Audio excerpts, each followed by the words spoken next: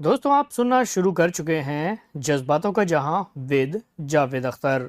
और मैं स्वागत करता हूं आपको शर्लक होम्स की एक नई कहानी में। कहानी का नाम है बॉस्कॉम घाटी का रहस्य। उम्मीद है आपने अभी तक इस चैनल को सब्सक्राइब कर लिया होगा, और अगर नहीं किया है तो करने में देर मत कीजिए। तो आइए बिना किसी देरी के नई कहानी शुरू करते हैं। बॉस्कॉम घाटी का रहस्य।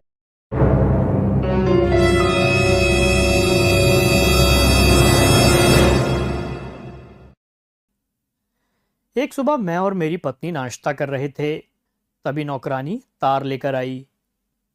ये शर्लक होम्स का था और इसमें लिखा था, क्या तुम्हारे पास कुछ दिन का समय है? बॉस्कॉम की घाटी के रहस्य के संबंध में मैं पश्चिमी इंग्लैंड से तार कर रहा हूँ। तुम मेरे साथ आओगे तो मुझे बहुत प्रसन्नता होगी। यहाँ का मौसम और दृश्य बड़े सुंदर हैं। 11:15 बजे तक पैडिंगटन छोड़ देना। क्या कहते हो डियर? मेरी पत्नी मेरी ओर देखते हुए बोली, तुम जाओगे? मुझे समझ में नहीं आ रहा मैं क्या करूं। इस समय मेरे पास बहुत काम है। अरे, एंस्ट्रूथर तुम्हारा काम संभाल लेगा। कुछ दिनों में तुम पीले भी पड़ गए हो। मैं सोचती हूँ कि स्थान परिवर्तन तुम्हारे लिए फायदेमंद होगा। और तुम्हें तो हमेशा मिस्टर शर्लक होम्स के मामलों में रुचि रही है। लेकिन अब जाना है तो मुझे जल्दी से तैयारी कर लेनी चाहिए, क्योंकि मेरे पास मात्र आधा घंटा है। अफगानिस्तान में मेरे शिविर में जीवन ने इतना प्रभाव तो छोड़ा ही था कि मैं यात्रा के लिए तुरंत तैयारी कर सकता था। मेरी आवश्यकताएं थोड़ी और साधारण थी, और जितना समय मेरे पास था उससे कम समय में ही मैं खड़खड़िया में बैठ गया और पेडिंगटन स्टेशन की ओर जा रहा था। शर्लक होम्स प्लेटफॉर्म पर चहलकदमी कर रहा था और अपने यात्रा के समय पहने गए धूसर लंबे लबादे में वह और भी लंबा लग रहा था। उसके सिर पर टोपी भी लगी हुई थी। वास्तव में आकर तुमने बहुत अच्छा काम किया वॉटसन, वह बोला।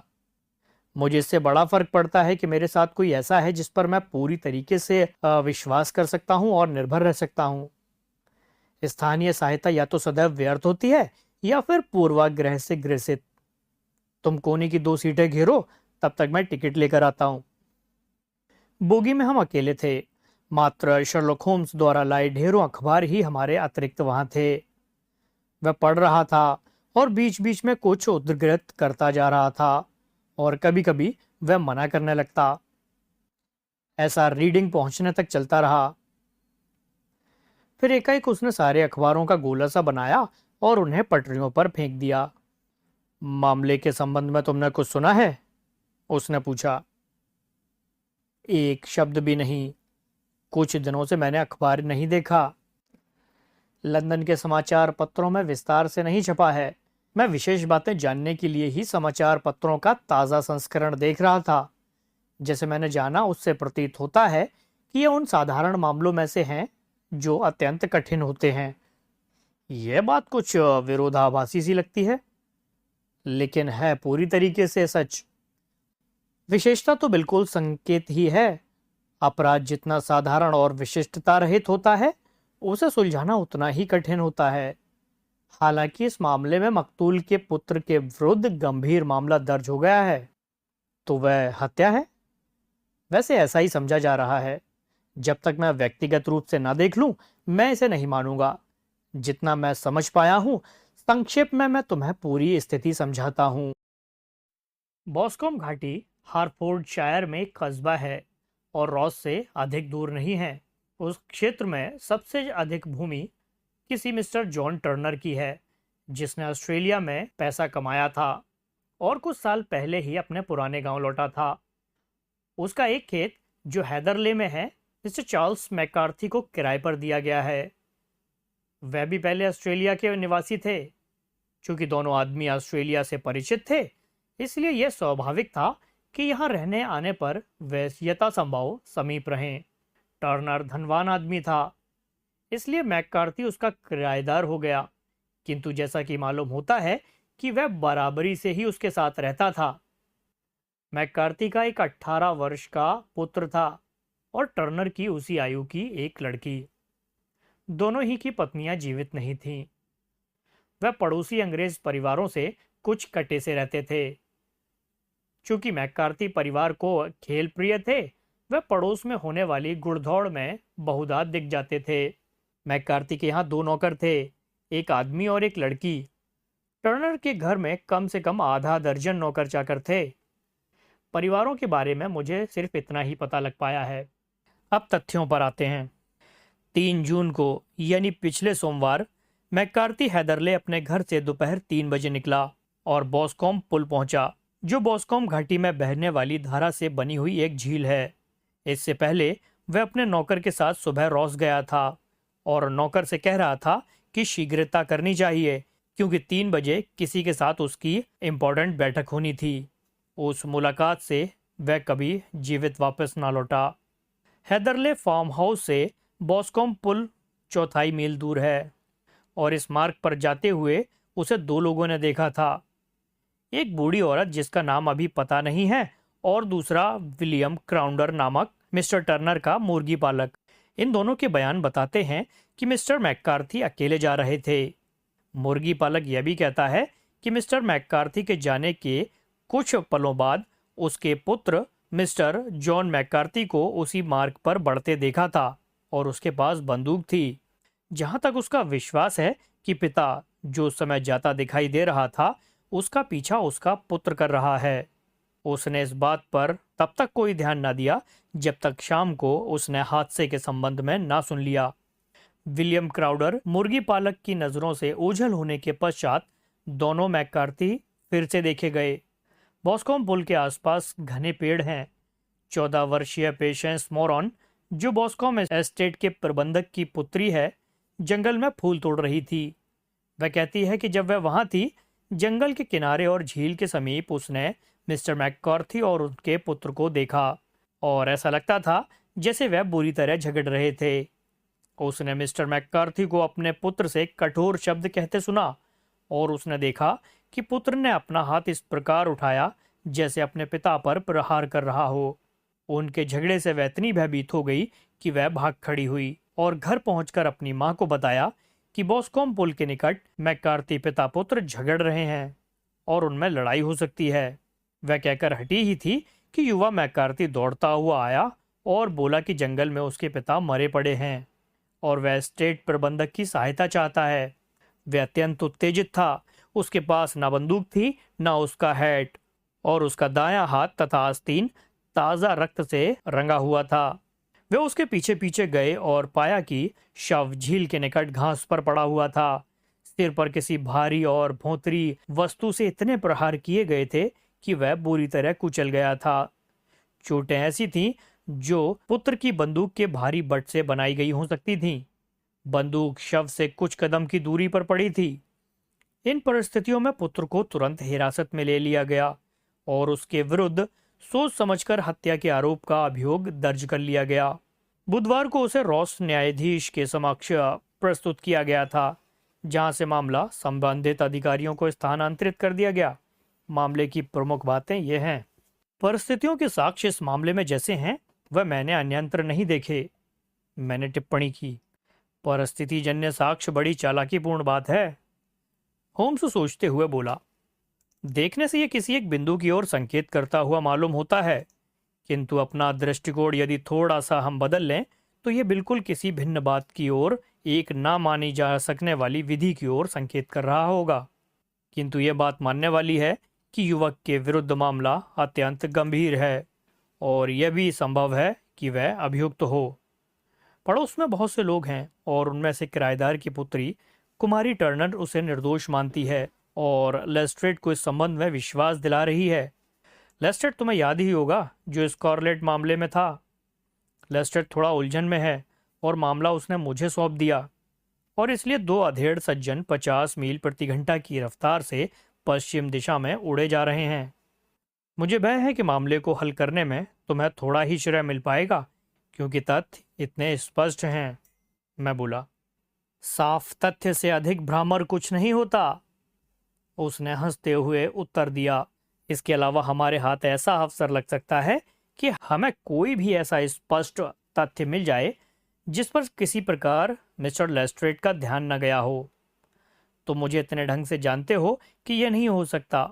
जब मैं कह रहा हूं कि मैं उसके सिद्धांत को किसी भी प्रकार प्रमाणित कर दूंगा अथवा उसकी धज्जियां उड़ा दूंगा, तो मैं शेख ही नहीं मार रहा हूं।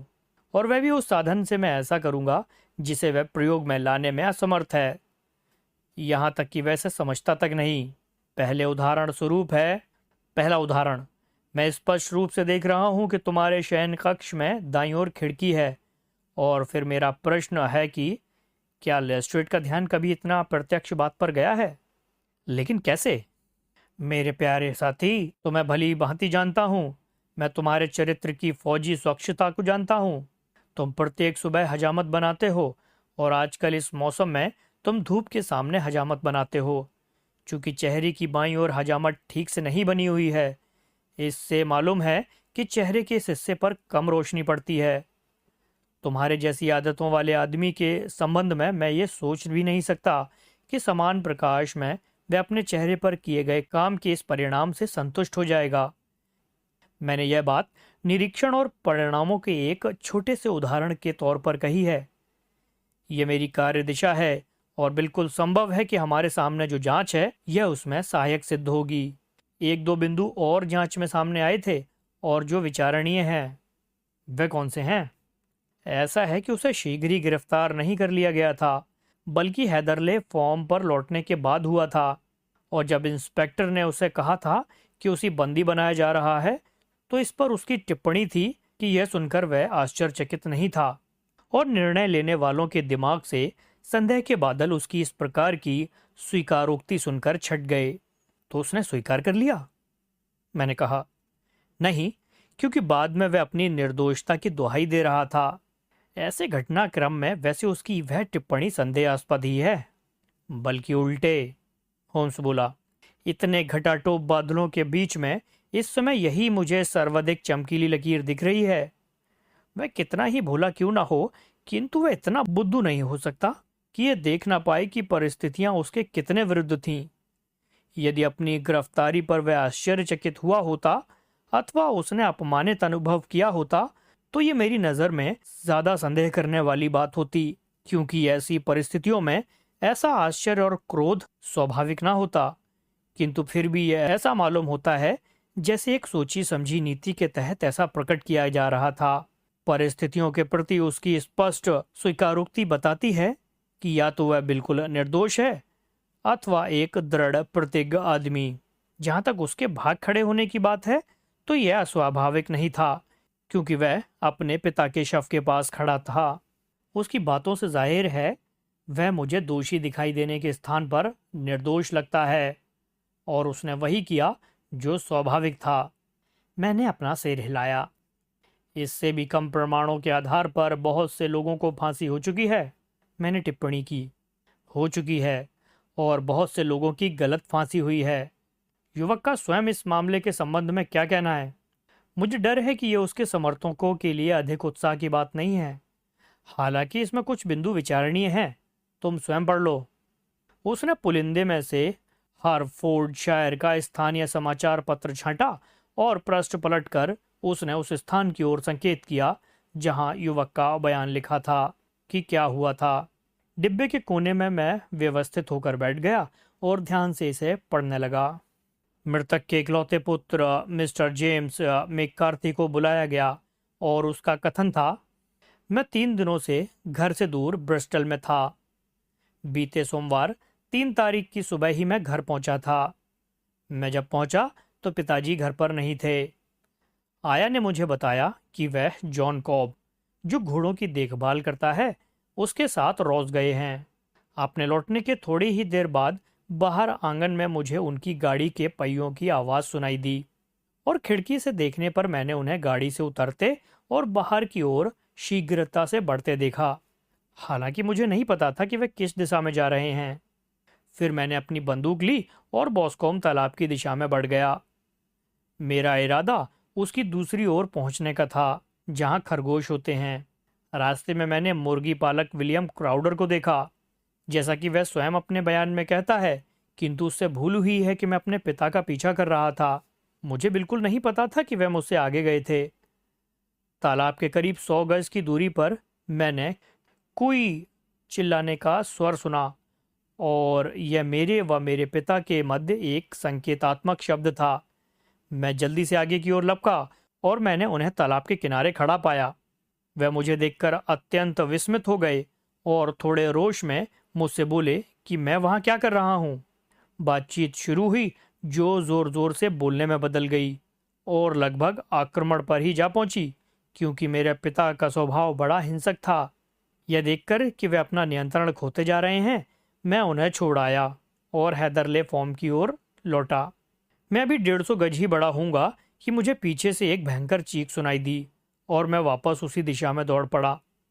मैंने देखा कि मेरे पिता जमीन पर गिरे पड़े थे और उनका सिर बुरी तरह घायल था। मैंने अपनी बंदूक छोड़ दी और उन्हें अपनी बाहों में ले लिया और उसी पल उन्होंने दम तोड़ दिया।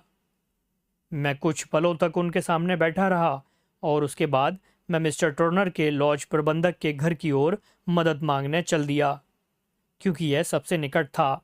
जब मैं लौटा था तो मैंने अपने पिता के निकट किसी को नहीं देखा था और मुझे उनकी चोटों के बारे में भी कुछ नहीं पता था। अपने स्वभाव के कारण वे इतने अधिक लोकप्रिय नहीं थे, किंतु जहां तक मैं जानता हूं, सामने से उनका कोई शत्रु नहीं था। मामले के संबंध में इससे अधिक मैं कुछ नहीं जानता। एक जांच अधिकारी ने कहा, मरने से पहले तुम्हारे पिता ने तुमसे कुछ कहा था? वे कुछ बड़बड़ाए थे, किंतु मैं ठीक से नहीं समझ पाया। शायद उन्होंने अरेट कहा था। अधिकारी ने फिर पूछा, तुमने इससे क्या मतलब निकाला? इसका कोई अर्थ मैं पकड़ नहीं पाया। मुझे लगा उन्हें मति भ्रम हो गया था। अधिकारी ने फिर पूछा, तुम्हारा और तुम्हारे पिता का झगड़ा किस बात पर हुआ था? मैं इसका उत्तर देना पसंद नहीं करूंगा। अधिकारी बोला, इसके लिए तुम पर दबाव डाला जा सकता है। यह बताना मेरे लिए असंभव है। मैं आपको विश्वास दिलाता हूं कि इसका उस दुखद घटना से कोई संबंध नहीं है। इसका निर्णय अदालत को करना है। मुझे कहने की आवश्यकता नहीं है कि जवाब देने से इनकार करना अग्रिम कार्रवाइयों में तुम्हारे लिए पूर्वाग्रह उत्पन्न कर सकता है। मैं फिर भी इनकार करता हूँ। ठीक है, कोई बात नहीं। जांच अधिकारी फिर से बोला, मेरे ख्याल में कोई चिल्लाना तुम्हारे व तुम्हारे पिता के मध्य संकेत था। जी हाँ। तो ऐसा क्यों हुआ कि तुम्हें देख पाने से पहले ही वह इस प्रकार चिल्लाए, और वह भी तब जब उन्हें यह पता भी नहीं था कि तुम ब्रिस्टल से लौट आए हो? ये मैं नहीं जानता। जब तुम चिल्लाहट सुनकर लौटे थे और जब तुमने अपने पिता को घायल पड़े पाया था, तुमने कुछ भी संदिग्ध नहीं देखा? निश्चित तौर पर नहीं। तुम्हारा मतलब क्या है? मैं इतना उद्वेलित और उत्तेजित था कि मुझे अपने पिता के अतिरिक्त कुछ भी नहीं सूझ रहा था। फिर भी मुझे धुंधला सा याद है कि जैसे ही मैं जमीन की ओर झपटा था, मैंने अपनी बाईं ओर कुछ पड़ा देखा था। मुझे याद पड़ता है कि यह धूसर रंग का कपड़ा था, संभवतः कोई कोट या लबादा। पिता को देखने के बाद जब मैं उठा तब वह वहां नहीं था। तुम्हारा मतलब है कि जब तुम सहायता मांगने के लिए दौड़े थे, उससे पहले वह गायब हो चुका था? हाँ, वह गायब हो चुका था। तुम ये नहीं बता सकते कि वह क्या था? नहीं, मुझे बस ऐसा लगा था कि वहां कुछ था। यह शव से कितनी दूरी पर था? कोई 12 गज पर। और जंगल की सीमा से कितनी दूर था? इतना ही। यानी यदि इसे हटाया गया था तो तुम इस दूरी के अंदर थे? हाँ, किंतु मेरी पीठ इसकी ओर थी। गवाह की जांच के दौरान ये परिणाम सामने आए हैं। अच्छा, मैंने अखबार के स्तंभ पर नजर डालते हुए कहा। मैं देख रहा हूं कि जांच के दौरान अधिकारी का रवैया युवा मैककार्थी के प्रति बड़ा कठोर था। उसका विशेष ध्यान इस बात पर है कि उसे बिना देखे ही उसके पिता ने संकेतात्मक स्वर से पुकारा, और इस पर भी कि वह इस विषय में कुछ नहीं बता रहा कि उसकी अपने पिता से क्या बात हुई थी, और न ही वह अपने पिता द्वारा मृत्यु के समय कहे गए शब्दों को बता पा रहा है। जैसा कि वह कहता है कि यह सब पुत्र के विरुद्ध तगड़े प्रमाण हैं। होम्स धीरे से हंसा और सीट पर अधलेटा सा हो गया। तुम्हें और जांच अधिकारी दोनों को ही कोई कठिनाई है, वह बोला, कि युवक के पक्ष में तुम इतनी मजबूत बात नहीं देख पा रहे हो। तुम उसे बढ़िया कल्पना शक्ति वाला भी ठहरा रहे हो, और यह भी कि वह चालाक नहीं हो सकता। तब वह चालाक नहीं है तो निर्णायक गढ़ की सहानुभूति प्राप्त करने के लिए वह झगड़े का कोई कारण नहीं खोज पा रहा, और उस स्थिति में वह बड़ा चालाक है कि वह अपने पिता की मृत्यु के समय के वचनों और गायब हो गए कपड़ों की बात कर रहा है। नहीं श्रीमान, इस मामले में मेरा दृष्टिकोण यह रहेगा कि युवक जो कहता है वह सच है, और हम देखेंगे कि यह परिकल्पना हमें कहाँ ले जाती है। और घटना स्थल पर पहुंचने तक मैं इस संबंध में कुछ नहीं कहूंगा। स्विंडन में हम खाना खाएंगे और मैं देख रहा हूं कि हम 20 मिनट में वहां पहुंच जाएंगे। लगभग 4 बज गए थे जब हम अंततः सुंदर स्ट्रॉइड घाटी और सेवर्न होते हुए सुंदर कस्बे रॉस पहुंचे। एक आदमी प्लेटफॉर्म पर हमारी प्रतीक्षा कर रहा था। वह भूरा कोट और चमड़े के जूते पहने हुए था, और मैंने उसे स्कॉटलैंड यार्ड के लेस्ट्रेड के रूप में पहचाना। उसके साथ हम हियरफोर्ड आर्म्स पहुंचे, जहां पहले से ही हमारे लिए एक कमरा आरक्षित था। जब हम चाय पी रहे थे तब लेस्ट्रेड बोला, मैंने गाड़ी मंगा ली है। मैं तुम्हारे ऊर्जावान स्वभाव को जानता हूँ, और मुझे मालूम है कि घटना स्थल देखे बिना तुम्हें चैन नहीं पड़ेगा। तुमने ठीक ही कहा, होम्स बोला। वैसे भी यह वायुदाब का प्रश्न है। लेस्ट्रेड चौंक पड़ा। मैं कुछ समझा नहीं। वह बोला, पारा क्या कह रहा है? मैं सोचता हूँ 29 होगा। ना तो हवा चल रही है और ना ही आकाश में बादल हैं। मेरे पास सिगरेट का पूरा पैकेट है, और कस्बे के होटलों वाले सोफा से यह सोफा वाकई बहुत बढ़िया है। मैं नहीं सोचता कि आज रात मुझे गाड़ी की आवश्यकता पड़ेगी। लेस्ट्रेड हंस पड़ा। निसंदेह समाचार पत्रों के माध्यम से तुमने निष्कर्ष निकाल लिया है। वह बोला, मामला अत्यंत साधारण है, और जितना इसके भीतर जाओ यह उतना ही सरल हो जाता है। फिर भी एक महिला से मना नहीं किया जा सकता। उसने तुम्हारे विषय में सुन रखा है, और वह तुम्हारी राय जानना चाहती है। हालांकि मैं उससे बार बार कह रहा था कि तुम ऐसा कुछ नहीं कर पाओगे जो मैं नहीं कर चुका हूं। लो, दरवाजे पर उसकी गाड़ी आ पहुंची है।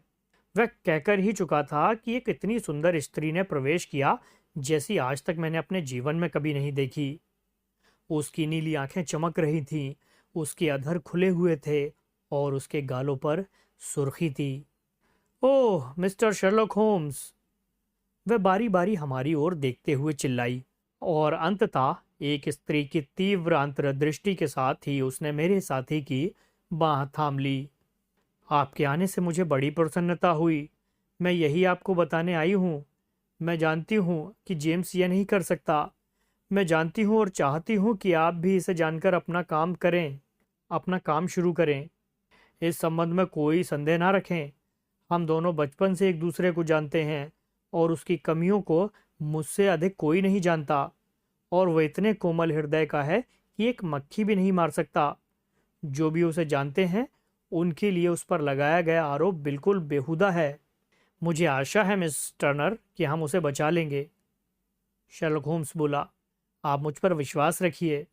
आप गवाही के संबंध में पढ़ चुके हैं। इससे आपने कोई निष्कर्ष निकाला? क्या आप इसमें कोई कमी पकड़ पा रहे हैं? क्या आप स्वयं नहीं सोचते कि वह निर्दोष है? इसकी पूर्ण संभावना है। यही मैं कहती हूँ।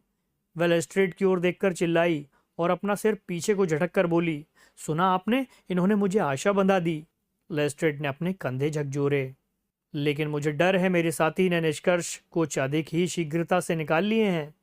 वह बोला, किंतु वह ठीक कह रहे हैं। मैं जानती हूं कि वह ठीक कह रहे हैं। जेम्स ने ऐसा नहीं किया है, और पिता से उसके झगड़े के संबंध में मुझे विश्वास है कि वह जांच अधिकारी को इसलिए नहीं बता रहा क्योंकि वह मुझसे संबंधित है। किस तरह? होम, जेम्स और उसके पिता में मुझे लेकर मत विभिन्नता थी। मिस्टर मैककार्थी को चिंता थी कि हम विवाह कर लें। जेम्स और मैं एक दूसरे को भाई बहनों जैसा प्यार करते थे, किंतु वह युवा है और अभी जीवन में उसने कुछ नहीं देखा, और वह भी विवाह नहीं करना चाहता। इसलिए उनमें झगड़े हुआ करते थे, और मुझे विश्वास है कि इस बार भी यही बात थी। और आपके पिता? होम्स ने पूछा। क्या वह इस विवाह के पक्ष में थे? नहीं, वे भी इसके विरोध में थे। मिस्टर मैककार्थी के अतिरिक्त कोई इसके पक्ष में न था। होम्स ने जैसी अपनी तीव्र प्रश्न सूचक दृष्टि उसकी ओर फेंकी, उसके युवा चेहरे पर लालिमा उभर आई। जानकारी के लिए धन्यवाद, वह बोला। यदि मैं कल आऊं तो तुम्हारे पिता से मिल सकता हूं? मुझे डर है कि डॉक्टर इसकी अनुमति नहीं देंगे। डॉक्टर? हाँ, आपको पता नहीं, बेचारे पिताजी का स्वास्थ्य वर्षों से बिगड़ा हुआ है, किंतु इससे तो वह बिल्कुल टूट गए हैं। उन्होंने बिस्तर पकड़ लिया है, और डॉक्टर विलोस कहते हैं कि उनका तंत्र का तंत्र क्षतिग्रस्त हो गया है। मिस्टर मैककार्थी ही एकमात्र ऐसे व्यक्ति थे जो पिताजी को विक्टोरिया के पुराने दिनों से जानते थे। वाह, विक्टोरिया, ये महत्वपूर्ण नाम है। हाँ, विक्टोरिया की खानें।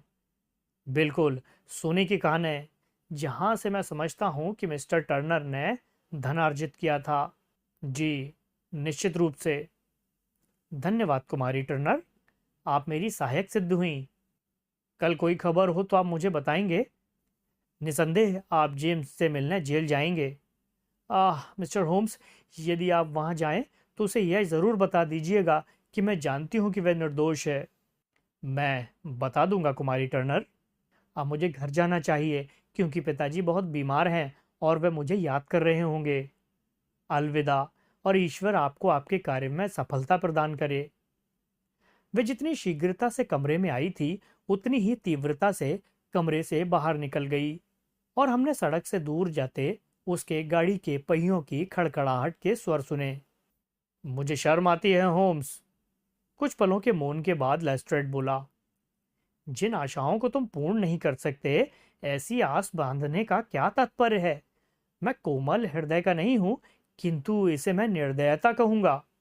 मैं सोचता हूं कि जेम्स मैककार्थी को बचाने का मार्ग मुझे दिख गया है, होम्स बोला। जेल में उससे मिलने का आदेश पत्र है तुम्हारे पास? हाँ, किंतु मात्र तुम्हारे और मेरे लिए। तो मैं बाहर जाने के संबंध में पुनर्विचार करूंगा। क्या हमारे पास अभी समय है कि हम एयरपोर्ट की ट्रेन पकड़ सकते हैं और आज रात उससे मिल सकें? बहुत समय है, तो चलो। वॉटसन, मुझे भय है कि यह तुम्हें बड़ा लंबा समय लगेगा, किंतु मैं कुछ ही घंटों में आ जाऊंगा। मैं उनके साथ स्टेशन पहुंचा, फिर छोटे कस्बों की सड़कों पर भटकता रहा। अंत में मैं होटल पहुंचा और वहां सोफा पर लेटकर पीले जिल्द वाले उपन्यास में। तो आगे की कहानी में क्या हुआ ये जानने के लिए चैनल को सब्सक्राइब कीजिए और बेल आइकन को हिट कीजिए ताकि आने वाले नए एपिसोड की नोटिफिकेशन आपको मिलती रहे। और अंत तक सुनने के लिए बहुत बहुत धन्यवाद।